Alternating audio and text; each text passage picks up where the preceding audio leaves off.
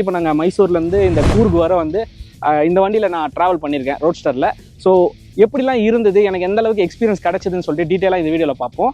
நீங்கள் நான் ட்ரைஸ் பாக் channel subscribe பண்ணலன்னா சப்ஸ்கிரைப் பண்ணுறேங்க. வாங்க வீடியோக்குள்ளே போகலாம்.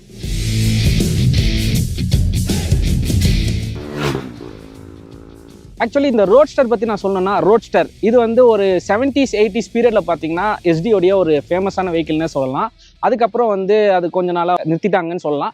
அப்புறம் ரொம்ப நாள் கழிச்சு திருப்பி ரீஎன்ட்ரி கொடுத்தது தான் எஸ்டி. அதில் பழைய ரோட்ஸ்டரை வந்து நாங்கள் திருப்பி கொண்டு வருவோம், அது எங்களுடைய ஒன் ஆஃப் தி எப்பிக்கான பைக்குன்னு சொல்லிட்டு தான் இப்போ 2025 பயங்கரமாக ரெடி பண்ணி லான்ச் பண்ணியிருக்காங்கன்னே சொல்லலாம். ஸோ ஆஸ் யூஸ்வல் நம்ம ஏற்கனவே டிசைன்லாம் பார்த்துருக்கோம், பட் இப்போது கொஞ்சம் குயிக்காக பார்த்துடலாம்.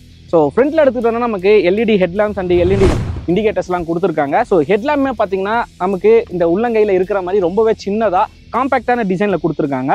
அது பார்க்கவே வந்து ஒரு தனியாக ஒரு ஃபீல் தருது. பட் அதே மாதிரி அந்த எல்இடியோட லைட் பவரும் பார்த்தீங்கன்னா நல்ல ஒரு விசிபிலிட்டியுமே கொடுக்குது நமக்கு.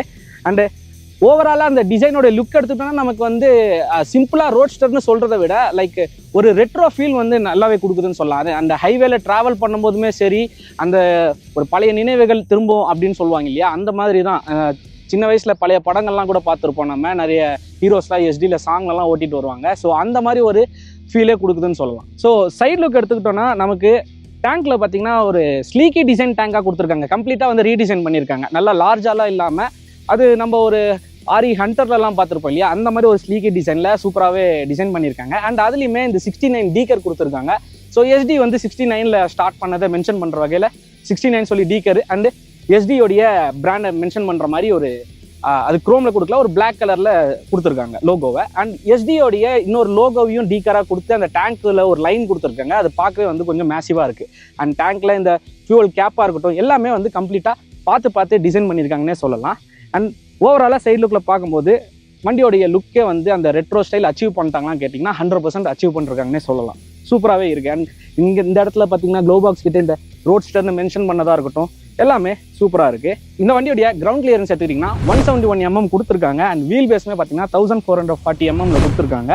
நல்ல ஒரு ப்ராடாகவே நல்ல பெருசாகவே இருக்குது. அண்ட் ஓட்டும் போது வேறு லெவலில் கம்ஃபர்ட்னே சொல்லலாம். ஸோ சைட்லேயே வந்து நம்ம இந்த சீட்டுக்கு வருவோம். சீட்டு வந்து ரொம்பவே மெயினான ஒரு விஷயம்.